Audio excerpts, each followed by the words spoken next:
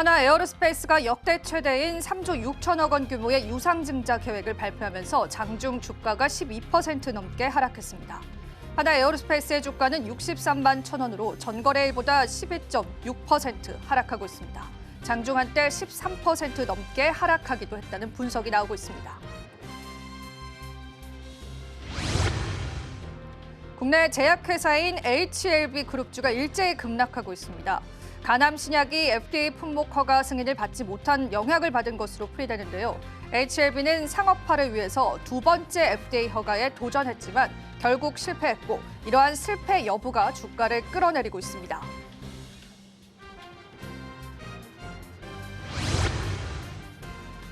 삼성전자가 제2의 엔비디아로 불리는 브로드컴의 5세대 고대역폭 메모리 HBM3를 공급할 가능성이 커졌습니다.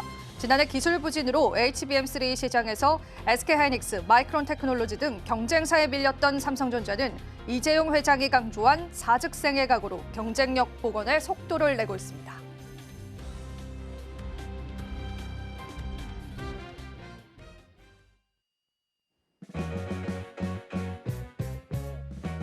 시청자 여러분 안녕하세요. 마켓 쇼쇼쇼 진행을 맡은 이지영입니다.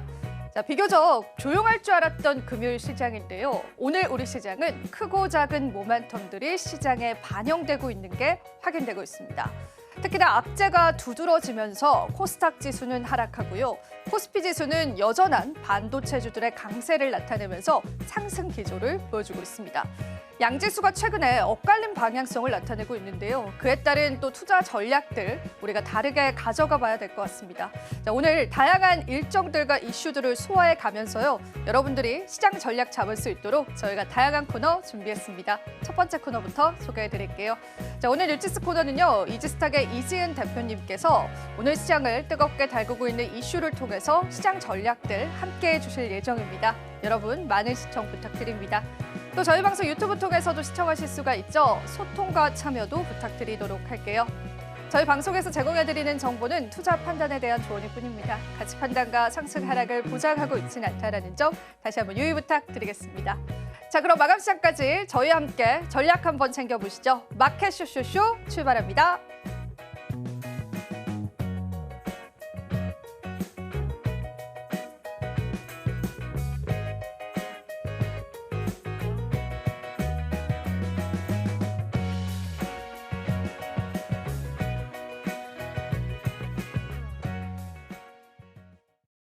네, 오늘은 이지스탁의 이지은 대표님 모셨습니다. 대표님 안녕하세요.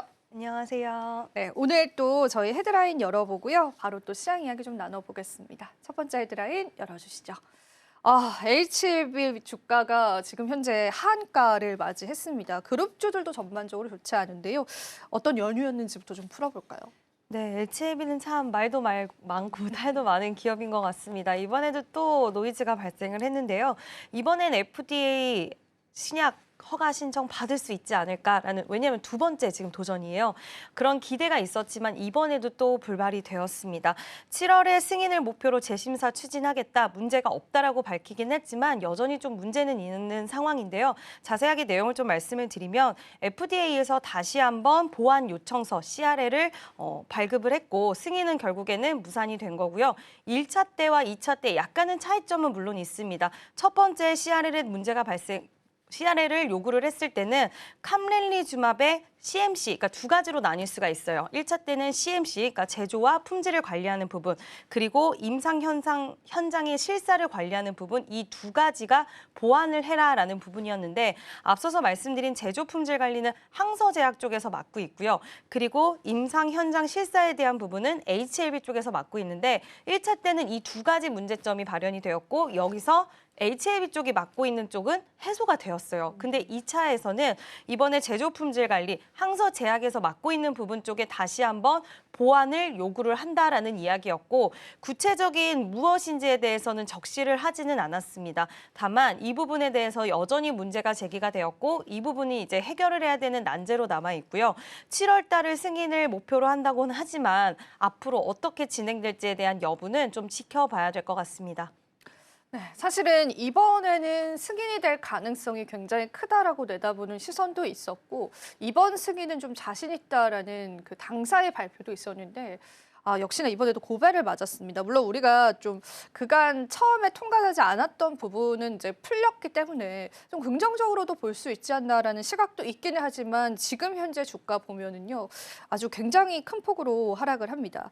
일단은 지금 CMC가 이제 그 부분에 관해서 지적을 받은 상황인데 이게 아예 해결 불가능한 리스크인지를 좀 체크를 해봐야 될 것 같아요. 그러면서 좀 전략을 잡아봐야 될 것 같은데 어떻게 생각하시나요? 이 부분에 있어서는 항서제약에서 컨트롤하는 부분이라서, 그러니까 HAB도 어느 정도 확인을 하고 같이 협력하는 부분은 있겠지만 항서제약이 확인을 하고 항서제약이 해결해야 될 부분인데, 그럼 우리는 여기서 약간의 의문 가질 수 있는 건 지금 트럼프 행정부 그리고 미국은 항상 중국 쪽에 대한 제재가 엄청나게 강하잖아요.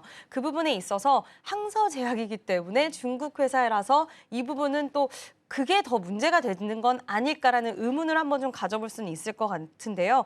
무엇인지 자세하게 적시가 되어 있지 않다라는 부분이 좀 마음에 걸립니다. 물론 또 다른 쪽으로 해석하는 분들은 그럼 HLB 쪽에는 문제가 없는 게 아니냐라는 부분과 지금은 트럼프 행정부에서 중국에 대한 제재가 심하긴 하지만 이게 기술적인 문제는 아니기 때문에 또 해결책에 대한 부분은 있을 수 있다라는 이야기 나오지만 제 개인적인 생각으로는 좀 지켜봐야 되는 부분들 물론 있긴 하겠지만 중국에 대한 제재 그리고 이거는 HLB 쪽에서 모든 걸 핸들링할 수는 없는 부분이기 때문에 이와 관련돼서 노이즈는 좀 계속 있지 않을까라고 보고 있습니다. 이게 항서 제약이 맡고 있는 파트이다 보니까 FDA 승인이 조금 더 까다로워지는 건 아닌가 이제 그런 설들이 나오는 거죠. 그렇다면은 항서 제약을 이제 와서 변경하거나 선택하지 않을 가능성은 없는 거죠. 그거는 사실 쉽지는 불가능하다. 않을 것 같아요. 그 부분에 대해서는 우리가 기대를 하기에는 좀 어려운 부분이 아닐까라고 생각을 하고 있고요.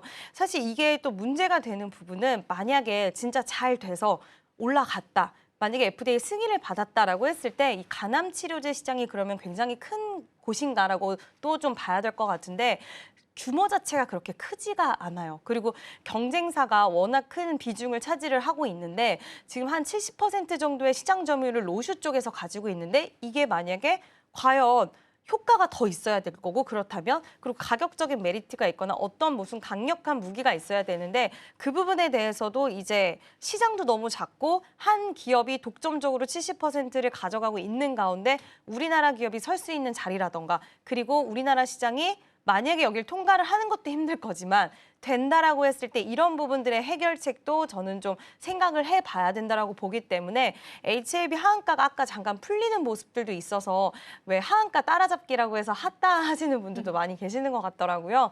근데 뭐 보유하신 분들의 관점에서는 우리가 여러 가지 무조건 안 돼라는 아니기 때문에 좀 지켜보면서 믿음을 가지고 갈 수 있는 부분이 있겠지만 이 가격대에서 위험하게 진입을 하시는 거는 저는 조금은 지양하는 게 맞지 않나라고 생각을 합니다. 일단은 우리가 보수적으로 접근을 해봐야 될 것 같습니다. 근데 저는 이제 HLB의 한가를 이제 보면서 걱정을 했던 거는 이제 전반적인 제약주를 혹시 끌어내리면 어떡하나. 사실 저희가 다음 주에 그 제약 관련해서 중요한 일정도 있거든요. 그래서 모멘텀에 끼칠 영향도가 가장 궁금했었어요. 근데 시장을 보니까 지금 HLB는 한가이긴 하지만 코오롱 티슈진이나 삼천당 제약 같이 시가총액 상위에 있는 제약주들은 그래도 좋은 흐름들 보여주고 있고 삼성 바이오로직스도 1%가량 상승을 합니다. 그래서 영향도는 조금 미비한 게 지금 시장에 보여지긴 하는데 이제 그럼에도 불구하고 전반적인 제약주들을 끌어내릴 가능성도 있다고 생각이 들어요. 어떻게 보세요? 심리적인 측면에서는 어느 정도 좀 끌어낼 가능성도 있지 않을까. 저도 오늘 그 부분이 가장 궁금했었어요. 과연 다른 종목들이 어떻게 반응을 할까였는데 이번에 HLB가 첫 번째가 아니고 그리고 고점에서 이런 소식이 나와서 빠진 게 아니고 또 HLB가 그동안 이 일정이 있었는데도 불구하고 최근 추세를 보면 시장에서 그렇게 기대하는 좋아하는 분위기는 사실 아니었던 것 같아요. 주주분들은 기대를 많이 하셨겠지만 보유하고 있지 않은 분들 그리고 시장 참여자들 자체의 시선을 봤을 때 만약에 이 일정을 기대를 많이 했었다라고 한다면 지금 주가 수준이 더 많은 상승이 나와줬지 않았을까라고 보고 있는 가운데 그렇기 때문에 충격이 물론은 하한가라는 충격이 있기는 하지만 다른 종목들까지 다 투자자들의 심리, 전체 투자 심리를 끌어당기는 거는 아니었다라고 생각을 합니다. 물론 주주분들에게는 좀 실망감이 컸을 거고 또 아니면 바라보는 시선 자체에서 그래 역시 기술에 대한 부분들이 가장 중요해라고 생각은 했겠지만 이미 우리나라 다른 제약바이오 기업들은 그냥 예전처럼 임상 결과 성공 좋을 것이다가 아니라 기술 수출을 이뤄내고 있기 때문에 개별적으로 이제는 제약바이오 기업들 자체를 생각하시는 것 같고요. 예전에는 우리가 제약바이오 하면 약간 뭉뚱그려서 생각을 했는데 요즘 투자자분들이 워낙 많이들 잘 아시잖아요. 그래서 알테오젠에 대한 강력한 모멘텀, ABL 바이오에 대한 강력한 모멘텀 이렇게 기업별로 각각 다른 모멘텀에 대해서 너무나 잘 숙지를 하고 계시기 때문에 이 HLB에 대한 부분으로 인해서 흔들리는 현상은 다소 적지 않았나라고 생각을 합니다. 네. 그게 참 불행 중 다행인 것 같습니다. 일단 HLB 쪽에서는 참 안타까운 일이 벌어졌지만 전반적인 제약주들을 훼손하는 범위는 그렇게 크지 않다라는 거. 그리고 우리가 이제 개별주들의 모멘텀들은 계속 체크하고 가야 될 것 같고요. 그러면은 여기서 추가적으로 조금 더 넓은 관점에서 보겠습니다. 우리가 통상적으로 제약주들은 금리와의 연관성도 많이 짓기는 하는데 이제 물론 FMC 회의 때 매파적인 스탠스는 뭐 다 예상을 했던 부분이고 후에 나온 리포트에서는 경제 성장률도 굉장히 낮게 측정을 했더라고요. 이런 부분들이 제약주에 영향을 끼칠 수 있을까요?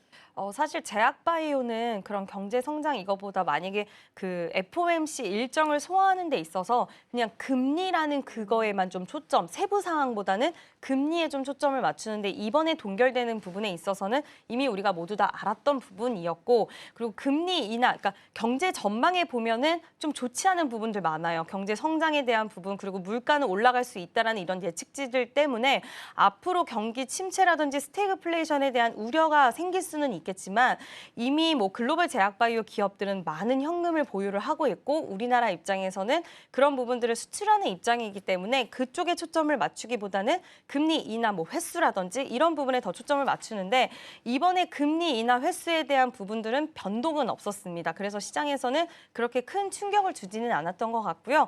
뭐 FOMC 일정이 우리가 제약바이오 기업들이 한동안 최근에는 그래도 꽤 견고하게 흐름을 버텨가고 있는데 그 전으로 돌아갔을 때 제약바이오 기업들 자체적인 모멘텀에 믿음이 좀 부재했을 때는 FOMC 일정이 더 크게 흔들렸던 것 같은데요.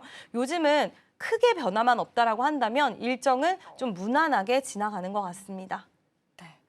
그쵸. 아무래도 이제 개별적인 그 신약 발표라든지 또 승인에 관한 일정들이 좀 있다 보니까 이제 그런 부분들이 오히려 더 집중도가 높게 우리가 가져가는 것 같고요. 자, 그러면 저희가 제약주들, HLB, 그룹주들 이 정도에서 마무리해보고 두 번째 한번 헤드라인도 열어보고요. 시장 한번 이야기 계속 나눠보겠습니다. 오늘 두 번째 뉴티스 헤드라인입니다. 하나에어로스페이스 유상증자에 우리 개인 투자자분들은 배신감 느낀다 이런 의견 가장 많았던 것 같아요. 전반적으로 주가 좋지 않은 느낌인데요. 어떻게 보실까요? 일단 하나에어로스페이스가 너무 좀 아쉽기는 해요. 왜냐하면 지금 분위기가 굉장히 좋게 형성이 되고 있는 가운데 제3자 배정 유상증자도 아니고 주주 배정 유상증자를 지금 이 시기에 했다라는 부분들은 투자자들의 심리 자체를 위축시키고 실망감으로 이어질 수밖에 없는 상황인데 이 하나 그룹주 같은 경우에는 지금 그동안 유상증자를 굉장히 많이 했던 기업이기는 해요. 지금까지 행보들을 살펴보면 하나를 유증을 해서 삼성 테크윈, 하나 에어로스페이스죠. 지금은 그거를 인수를 했고 또 하나 시스템을 유증 때려서 하나 오션을 인수를 했던 이런 업적들이 있다 보니까 그동안 하나가 걸어왔던 길로 봤을 때는 이런 부분들이 새롭지는 않다. 다만 그동안 이제 지금 주총도 있고 하다 보니 지금 시기에는 설마 하지는 않겠지라고 했는데 그런 설마를 뒤집어내는 이런 행보를 보였기 때문에 시장에선 당연히 실망을 할 수밖에 없는 그런 상황이고요. 요즘 유증, 뭐 물적 분할 이런 이슈가 시장에서 굉장히 많이 있었습니다. 그러다 보니까 내가 선호하는 기업은 물적 분할이라든지 유증 이런 거는 없었으면 좋겠다라는 투자분들 많이 계셨을 텐데 요즘 따라 이런 것들이 굉장히 많이 좀 나오는 것 같고요. 시장에서 또 하나를 물음표를 갖는 부분은 지금 자금을 조달을 해서 뭐 해외 지상 무기 체계 그리고 조선, 국내 방산, 무인 항공기 엔진 이렇게 여러 가지 뭐 M&A까지 해서 좀 분산해서 쓰겠다라고 이야기를 했고 4년 동안 사용을 하겠다라고 이야기를 했는데 4년 동안 쓸 거를 왜 한 번에 이렇게 너무나도 큰 규모를 땡겨서 하느냐.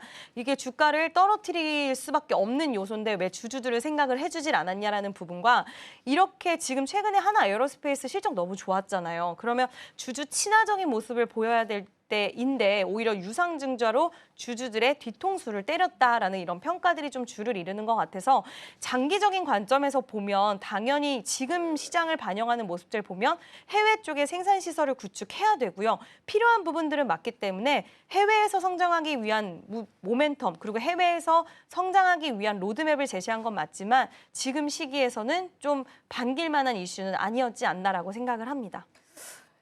대표님이 말씀해주신 그 맥락들 중에서 눈에 띄는 부분들이 이게 정말 개인 투자자분들의 배신감이 많았었다라는 부분인데 제도적으로도 짚어보고 싶어요. 이렇게 기업이 원한다라고 해서 이렇게 큰 규모의 유상증자를 단행할 수 있다라는 게 지금 현재 우리 주식시장인 건가요, 대표님?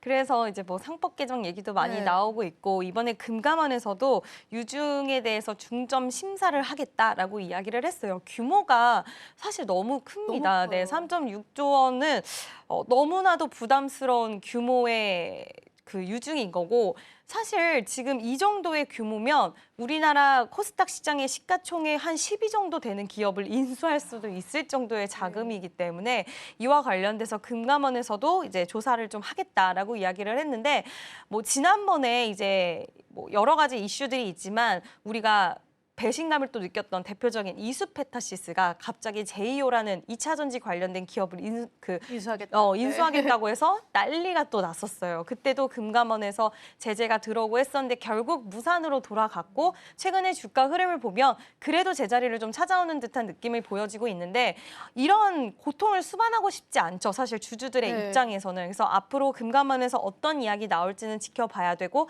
해외 성장 동력을 위한 부분은 맞지만 이게 상당히 좀 아쉽고요. 금감원에서 어떤 이야기들이 나올지는 좀 지켜봐야 될 것 같습니다. 무산될 수 있는 가능성도 우리가 좀 열어두면서 시장을 지켜봐야 될 것 같습니다. 근데 이제 중요한 건 앞서서도 저희가 HLB 이야기하면서 제약주들의 훼손도를 이야기했듯이 이번에도 이런 하나그룹지들의 횡보가 전반적으로 지금까지 강했었던 방산주들에 관한 또 조선주들에 관한 영향도가 어느 정도일지 그게 또 궁금한 것 같아요. 어떻게 보실까요? 참 앞서서 말씀드렸던 부분하고 비슷한 게 그러니까 우리 개인 투자자분들이 정말 이제는 예전이랑 다르잖아요. 그래서 현대로템의 강점, LRD 넥스원의 강점, 그리고 뭐 제약바이오에서도 뭐 ABL의 강점 이런 것들을 아시다 보니까 지금 예전은 섹터 전체의 센티가 물론 중요하긴 해요. 업황에 대해서 특히 센티가 형성이 되었을 때는 굉장히 중요하긴 하지만 요즘에는 개별적으로 좀 움직이는 부분들도 확실히 있구나라고 볼 수가 있는 게 제약바이오는 개별 일정에 대한 모멘텀이 있을 수 있고 또 방산에 있어서는 지금 우리가 앞으로 수주에 대한 모멘텀이 또 기업별로 기다리고 있잖아요. 그래서 기업별로 수주를 받을 수 있는 게 있는데 이 좋은 회사를 왜 지금 시기에 우리가 매도를 해? 라는 그런 좀 인식들 이런 것들이 있다라고 보고 있어서 그때그때마다 섹터 분위기와 앞으로 성장성 그리고 기다리는 일정과 모멘텀이 있느냐에 따라서 희비는 엇갈릴 수 있다라고 보고 있고요. 이런 것들을 통해서 확인할 수 있는 부분은 방산 섹터를 바라보는 시선 자체는 여전히 견조하다. 그리고 방산에서 앞으로 기다릴 수 있는 수주와 모멘텀에 대해서는 우리도 이 부분에 있어서 좀 긍정적으로 열어둘 필요는 있지 않을까라고 보고 있고요. 하나 에어로스페이스도 참 아쉽고 참 안타깝지만 저는 어느 정도의 하락이 멈추고 반등이 나오는 시점이 왔을 때는 그때는 우리가 또 한번 하나 에어로스페이스란 자체가 이번 사건으로 인해서 아예 끝났고 다시는 보지 말아야지라고 생각하기보다는 장기적인 동력은 가지고 온 게 맞고 수주 계속 이어가고 있는 기업이기 때문에 나중에 또 메리트가 생기는 구간도 올 수 있다라고 보고 있습니다. 그래서 방산 관련된 기업들의 대표적인 종목들의 센티는 참 강하다라는 것을 이번에도 또 확인할 수가 있었던 부분이라고 생각을 하고 있고요. 저는 여전히 방산에 있어서는 이번에 좀 아쉬운 소식은 있었지만 그래도 강하다라고 생각을 합니다. 네, 좋습니다. 다행입니다. 네, 우리가 계속 조금 다른 흐름으로 시장 대응해보면 좋겠습니다. 자, 오늘 또 헤드라인 그리고 뉴지스 코너 같이 한번 이야기를 나눠봤다면요. 이어지는 코너도 소개해드리겠습니다. 은혜로운 섹터 준비되어 있는데요. 마이크론 실적 발표가 났습니다. 이 부분이 또 국내 반도체 주주를 움직이고 있는데 그 부분 저희와 함께 이야기를 나눠보시면 좋겠고요. 또 이어지는 내용도 소개해드리도록 할게요. 우리가 이제 중국 무비자 허용에 관한 이야기 좀 나오고 있고요. 또 한중일 장관회담도 바로 내일 열리게 됩니다. 뭐 괄목할 만한 성과가 있을지 주가에는 어떤 영향을 미칠지 궁금하실 것 같습니다. 그래서 오늘 저희가 준비를 해봤습니다. 시장 한번 살펴보고 오시죠. 은혜로운 섹터 이어집니다.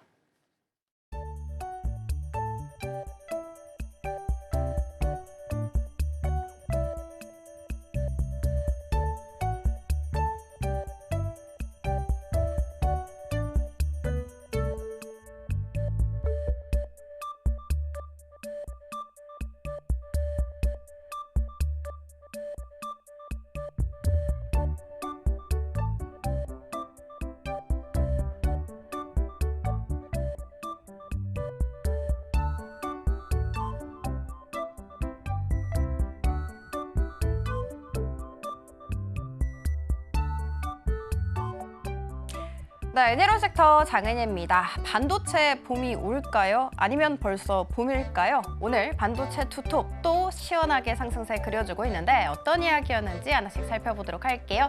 마이크론입니다. 마이크론이 호실적을 내놓고 시간 외에서 상승세를 보이면서 마감됐죠. 일단 시간 외에서 한때지만 6%대까지 급등세를 그리기도 했습니다.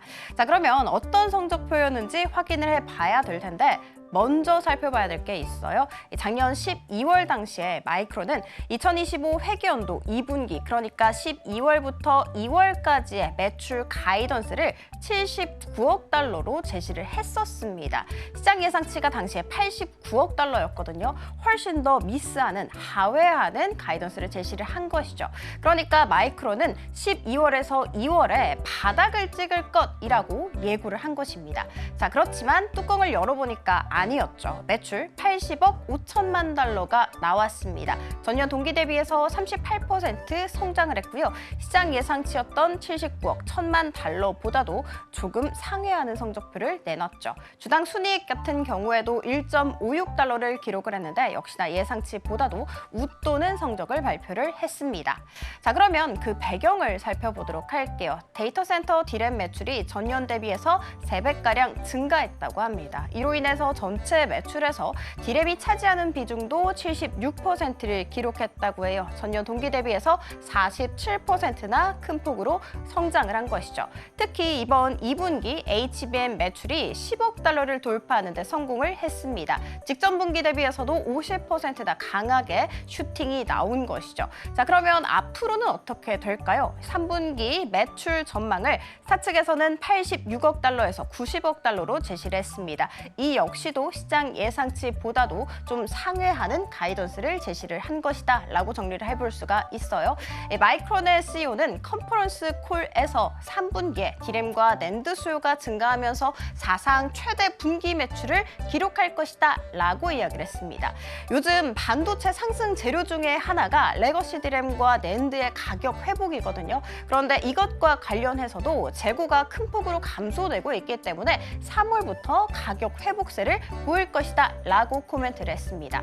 한편 시장 조사업체에 따르면요. 낸드 고정 거래가는 12월에 2.08달러, 올해에는 2.18달러, 그리고 지난달에는 2.29달러까지 쭉 우상향을 그리고 있었습니다. 범용 디램 DDR4 평균 현물 거래가 같은 경우에도 최근에 1.466달러를 기록했습니다. 일주일 전보다도 더 상승하는 가격이 나온 것이죠. 자, 이렇게 레거시 쪽에서 가격 반등이 보이고 있고 마이크론도 호실적을 꺼내놓은 데다가 낙관적인 전망까지 했다 이렇게 호재가 쌓이면서 SK하이닉스 같은 경우에는 오늘 4.5% 이상, 삼성전자 같은 경우에도 2% 이상의 상승세를 그리기도 했습니다. 자, 두 번째 이슈 살펴보도록 할게요. 정부가 방한 관광을 활성화하기 위해서 한시 비자 면제를 조치를 시행할 예정이라고 합니다. 그 대상은 전담 여행사가 모집한 중국인 단체 관광객이고요. 목표 시점은 오는 3분기라고 합니다. 현재까지는 중국 단체 관광객에 대한 무비자 입국은 제주도에만 허용이 됐었죠. 한편 2018년 평창 올림픽 당시 같은 경우에는 제한적으로 중국 무비자 입국을 허용을 했습니다만 이렇게 대대적으로 면제하는 것은 처음이라고 보시면 됩니다. 작년 방한한 중국인 살펴봤더니 460만 명이었어요. 전년 대비해서 2.3배가량 증가를 했지만 코로나19 이전이었었던 2019년에 602만 명을 기록했던 것과 비교해서는 76.4% 수준에 불과합니다. 중국 단체 관광객이 100만 명씩 증가를 할 때마다 우리 국내 경제 성장률이 0.08%포인트씩 증가한다고 한국은행이 이야기를 했습니다.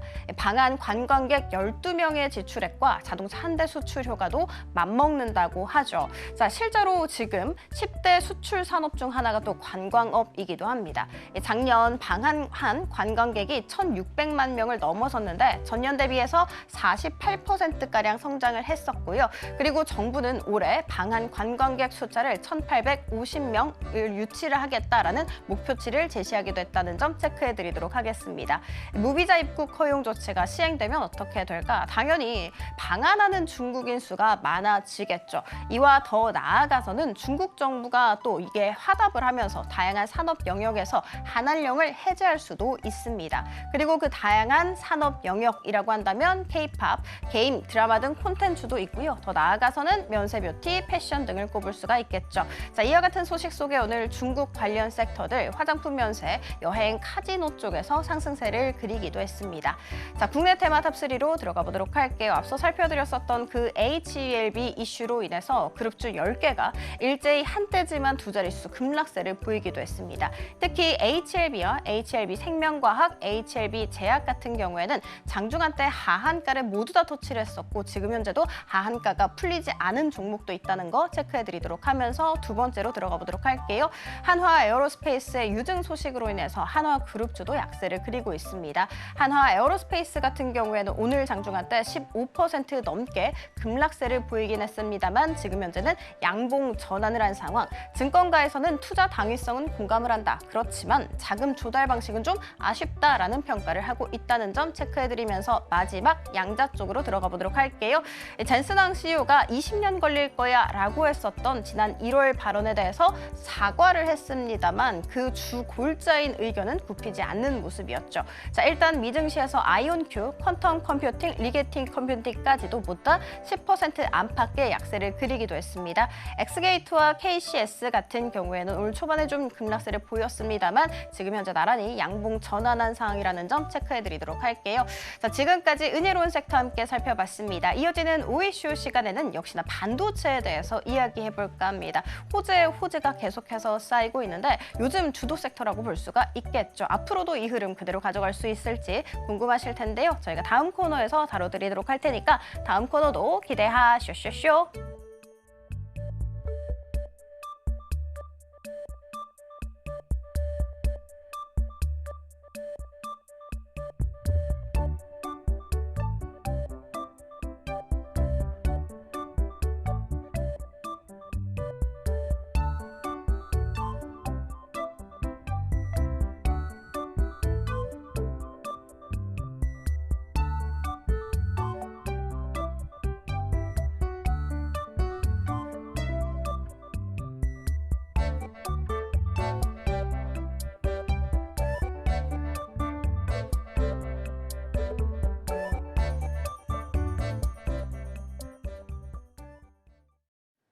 은혜로운 섹터 살펴보고 오셨습니다.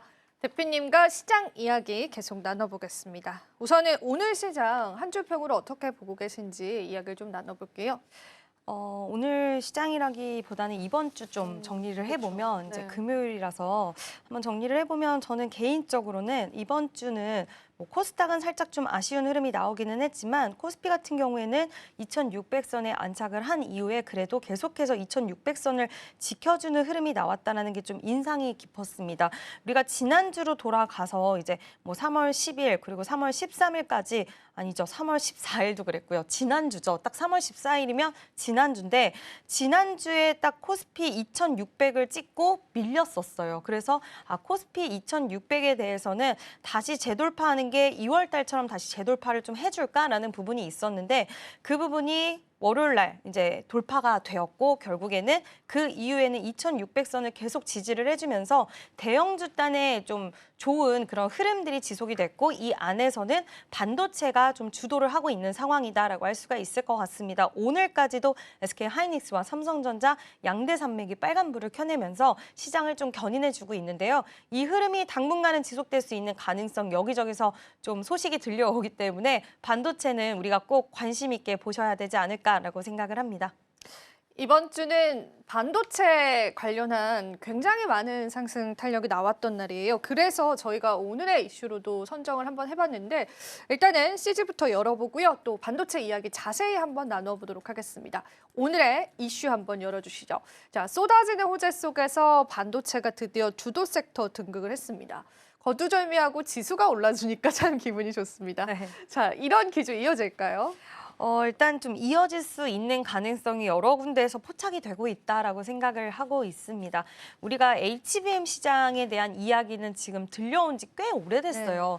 뭐 엔비디아 항상 이야기 거론될 때마다 HBM 매출 호조가 기대가 된다라든지 이런 부분들 계속 나와줬는데 발목을 잡았던 것, 그러니까 HBM 때문에 주식시장의 시세가 굉장히 강하게 이어갔었는데 한동안 엄청난 시세를 보이다가 반도체 종목들이 좀 꺾이기 시작을 했습니다. 업황에 대한 부담감, 업황에 대한 우려가 이야기가 나왔는데요.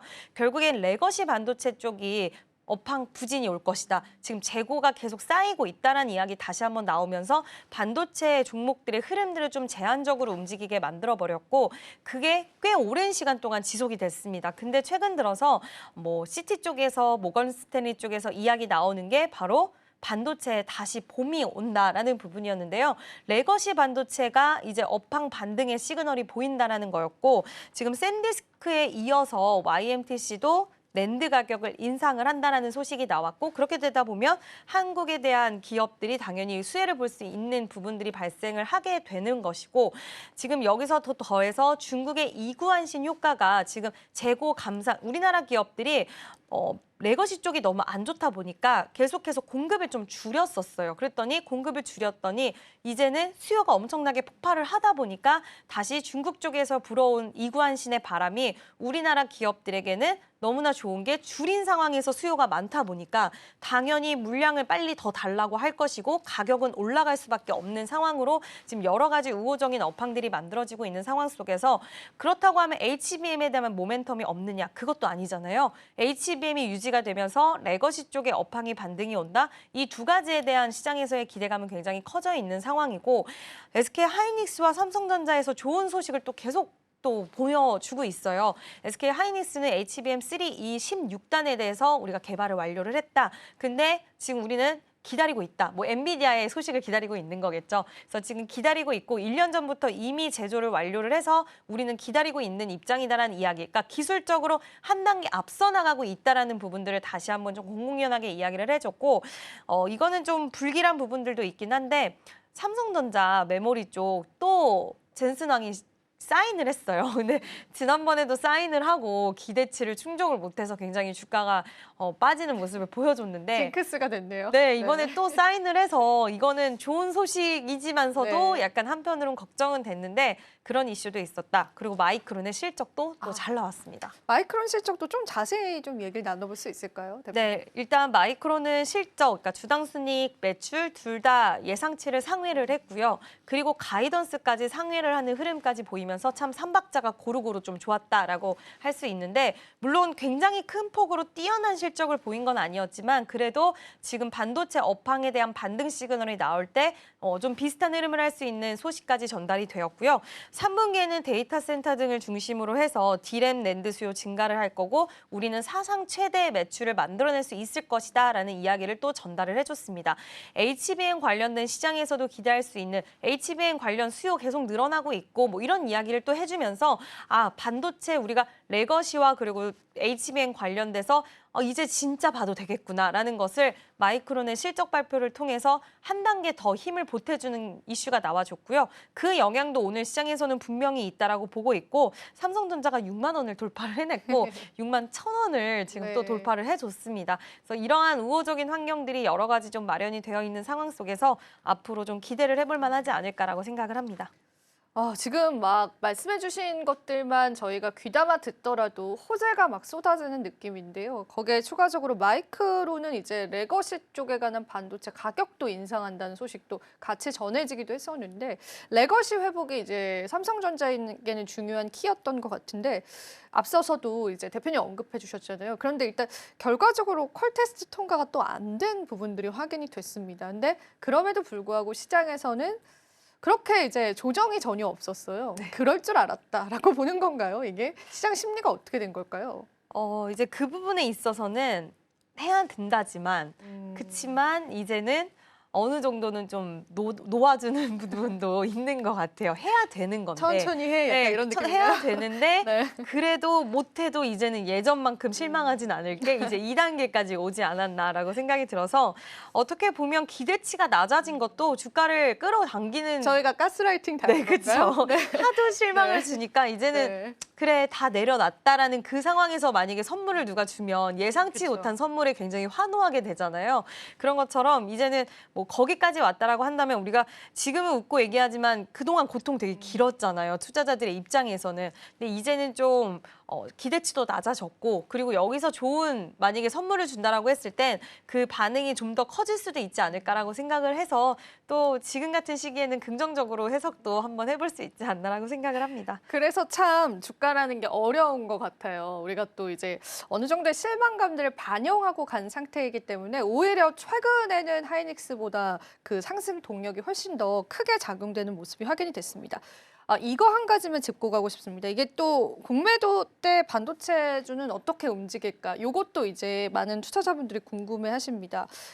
공매도 타깃은 아니지 않을까? 이런 건 이제 다들 암암리에 아시는 것 같은데요. 움직임이 그럼 더 좋아질까요? 탄력이? 네, 오히려 반도체는 공매도 타격이 아니라 오히려 공매도 관련돼서 그 수급이 뭐 거래 대금도 최근에는 좀 시장에서의 관심도가 올라갔긴 하지만 예전에 비해서 거래 대금도 많이 감소를 해 있는 상황에서 지금 여기에 낙폭과대까지 플러스적인 요인이 된다면 오히려 수혜를 받을 수 있는 대표적인 섹터 중에 하나로 좀 볼 수가 있을 것 같고요.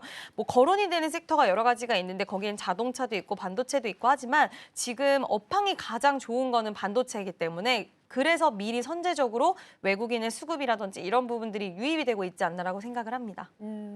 일단은 우리가 공매도 쪽이 이제 재개가 되면은 오히려 반도체주들에게는 악재보다는 조금의 호재로서는 확인을 해볼 수 있을 것 같습니다. 자, 마지막으로 오후장 전략 이번 주 마무리하면서 대표님께 짧게 한마디 좀 들어보도록 할게요.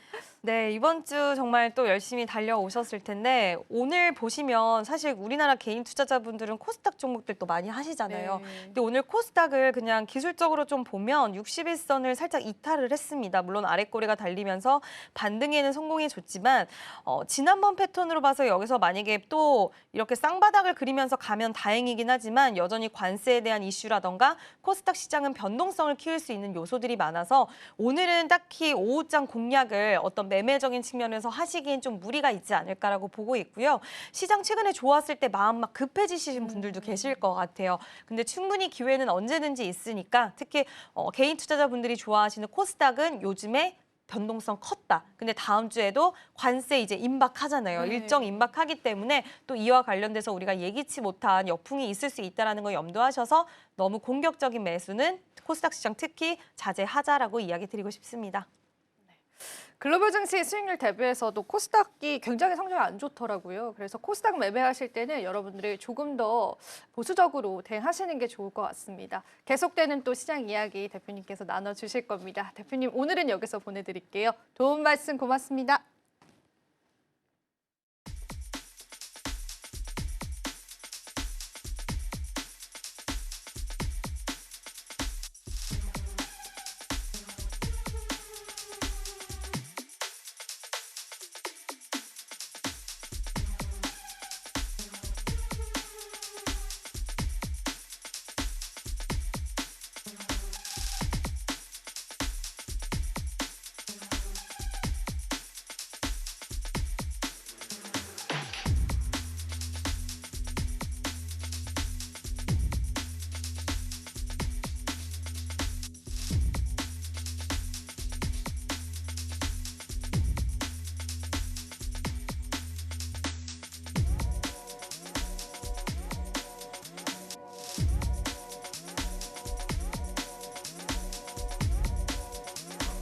마켓 쇼쇼쇼 이지영의 넥스트 마켓으로 다시 한 번 더 인사드립니다. 자, 이번 주 마무리되어가고 있죠. 이번 주에 저희가 굉장히 많은 일정들을 소화했던 시장이었는데요. 이러한 일정 플레이가 유효할지에 관한 질문부터 던져보겠습니다. 최근 들어서 시장의 다양한 이벤트들이 시장을 움직였잖아요. 그런 일정 플레이가 유효하다면 우리가 다음 주 일정을 미리 살펴본다면 그에 따른 전략들도 찾아볼 수 있을 것 같습니다. 자, 우선은 이번 주 우리 시장을 움직였었던 키워드들 저와 함께 체크해 보도록 하겠습니다. 제가 이렇게 사진으로 준비를 해놨는데요. 3가지 정도를 여러분들 체크해 보시면 좋을 것 같습니다. 일단 첫 번째는요. GTC 2025에서 사실은 삼성전자보다는 SK하이닉스를 움직일 만한 모멘텀이 상당히 많았습니다. 이 GTC 2025에서 차세대 GPU인 루빈을 출시하고 그 루빈에는 HBM4가 탑재가 된다라는 발표를 한 이후에 SK하이닉스에서는 HBM4를 세계 최초로 선보이기도 했었죠. 그런 기조가 지금 우리 시장에 계속 이어져 오고 있다고 보면 되고요. 그리고 FMC 회의 같은 경우에서는 이번 주 우리 증시에서는 비교적 무난하게 적용이 됐습니다. 그래서 증시에 관한 영향료들은 그렇게 크진 않았지만 그래도 우리가 항상 염두해 봐야 할 매크로 변수는 있습니다. FMC 회의 이후에 나온 보고서에서 경제 성장률을 좀 낮춰 잡았거든요. 관세가 이제 곧 오고 있습니다. 4월 2일부터 상호 관세가 시행이 되는데 이 부분에 따른 시장의 영향도들도 체크해 보시면 좋겠습니다. 자, 그리고 저희가 앞서서도 삼성전자에 관한 이야기 많이 나눴죠. 삼성전자를 끌어올렸었던 키워드는요. 지금 제가 준비해서 보여드린 모건 스탠리의 보고서입니다. 자, 이 보고서에서는요. 삼성전자의 목표 주가를 올리고 삼성전자의 비중을 늘린다. 그런 이야기들도 시장에 탄력을 주는 요인이 되긴 했지만요.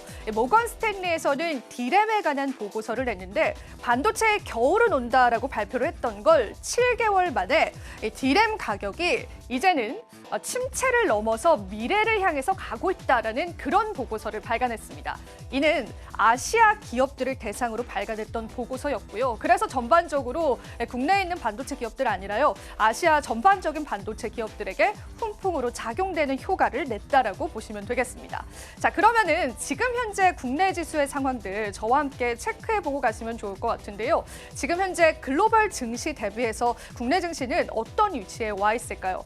일단 우리가 미국 증시부터 볼까요? 나스닥 지수는 주간 수익률이 마이너스 0.4%를 나타냈고요. 코스피 지수 보겠습니다. 코스피 지수가 압도적으로 2.8%의 성적표를 내고 있습니다.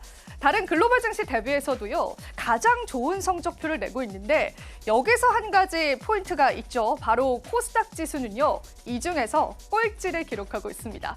즉 코스피 지수와 코스닥 지수의 성적표가 너무나 다르다는 겁니다. 지수에 관한 양극화 현상이 일어나고 있기 때문에 우리가 종목 플레이를 하는 것도 중요하지만 전반적인 시장의 흐름을 파악하는 것도 너무나 중요하기 때문에 제가 이 부분도 여러분들께 짚어드리고 있고요. 이 타이밍에서 우리는 원달러 환율도 체크해보면 좋겠습니다. 그 부분도 같이 한번 살펴볼게요. 자, 지금 사실 원달러 환율은 조금 아쉬운 결과들이 나오고 있습니다. 지금 시장에서 크게 하락하고 있지 않습니다. 하물며 달러 인덱스 파운드가 급격하게 하락했거든요. 쉽게 이야기하자면 달러 약세에도 불구하고 원화 강세 사태가 오고 있지 않다라는 겁니다. 증권가에서는 이런 이야기 하더라고요. 아직까지 관세 리스크를 시장에서 지고 있기 때문에 원달러 환율에 관한 안정화는 당분간은 힘들 것이다라고 보고 있고요. 이런 부분들이 언제든지 외국인의 수급을 되돌릴 수 있다라는 가능성들은 염두에 두시면서요. 시장 한번 체크해 보시면 좋겠습니다. 자, 그럼 저희가 이번 주 시장을 이런 색깔로 정리를 해봤다라고 한다면요. 다음 주에 시장을 움직일 만한 모멘텀이 있을지 저와 함께 살펴보시면 좋겠습니다. 자, 일단 넥스트 마켓 키워드 2가지 정도 정리를 해봤는데 우리가 오늘 시장 마무리하고 내일은요. 한중일 외교장관 회의가 기다리고 있습니다. 2025년 3월 12일 그리고 1년 4개월 만에 외교장관 회의가 현재 개최가 되고요. 우리나라 같은 경우에는 지도자 부재 상태이기 때문에 사실상 이 장관 회의가 조금 더 시장에 주는 영향력은 클 것이다라고 보고 있습니다.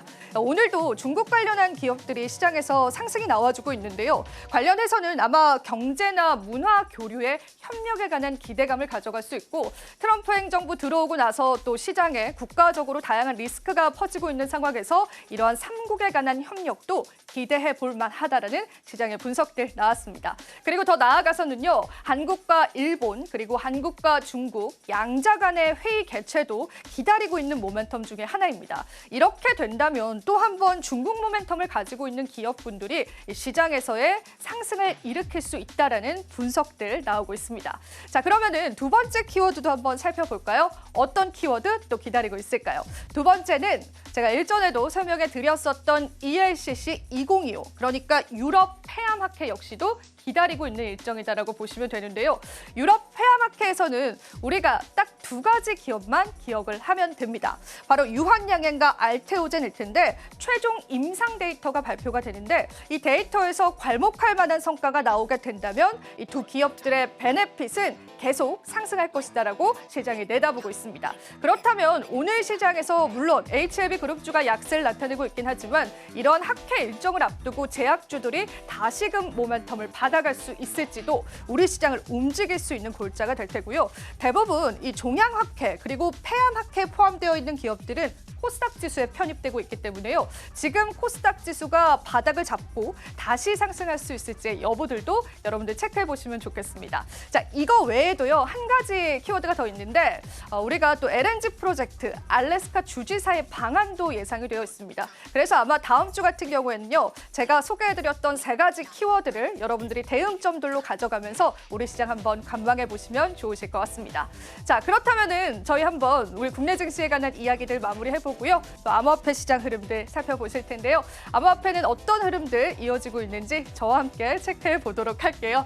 자, 일단은 저희가 암호화폐에 관한 이야기들 체크해 보면서 몇 가지 지표를 한번 제가 보여드리도록 하겠습니다. 자, 주요 비트코인의 ETF 수급에 관해서인데요. 최근에 이 ETF 역시도 유출량을 나타냈다가 다시금 되돌림 현상이 나와주고 있다는 부분 한번 체크해 보시고요. 그리고 비트코인과 이더리움의 도미넌스, 그러니까 전체 시장에서 차지하는 그 파이 같은 경우에는 여전히 비트코인이 압도적으로 높은 상황이다라는 부분들도 시장 흐름 보시면서 살펴보시면 좋겠고요. 다음 지표도 바로 한번 살펴보도록 하겠습니다. 자, 다음 지표 보시면요. 가상자산 전체 시가총액 같은 경우에도 최근에 시장에서의 약세를 나타낸 이후에 다시금 되돌림 현상이 나와주고 있습니다.